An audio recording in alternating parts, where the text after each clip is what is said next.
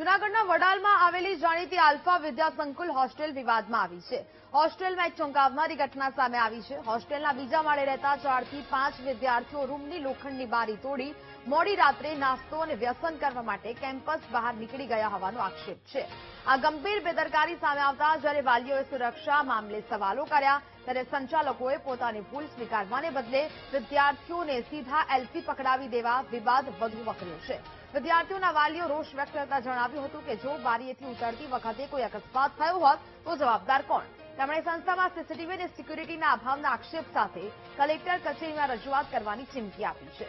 બીજી તરફ સંસ્થાના સંચાલક રવિરાજભાઈ ખુમાણે તમામ આક્ષેપોને નકારતા કહ્યું કે હોસ્ટેલની સુરક્ષા મજબૂત છે અને તમામ ગેટ પર લોક હોવા છતાં વિદ્યાર્થીઓએ શિસ્તભંગ કરીને બારી તોડી હતી.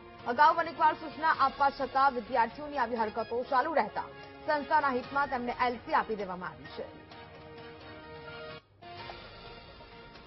એમાં બાળકોએ મંડળી રચી 4-5 બાળકો ભેગા થઈ અને બારી તોડી.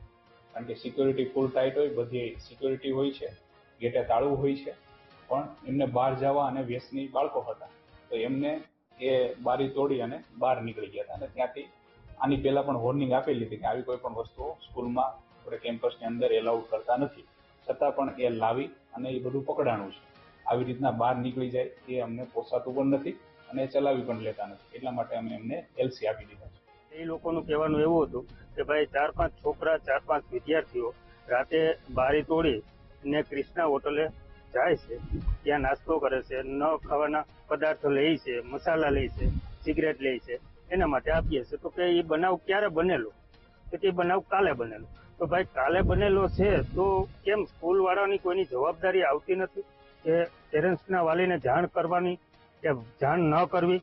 આજે જયારે સલટી લેવા આવ્યા ત્યારે અહીંયા એવું કીધું કે તમે લેતા જાઓ. તો કાલના ભાઈ વાલી ટ્રસ્ટીઓ શું કરતા હતા?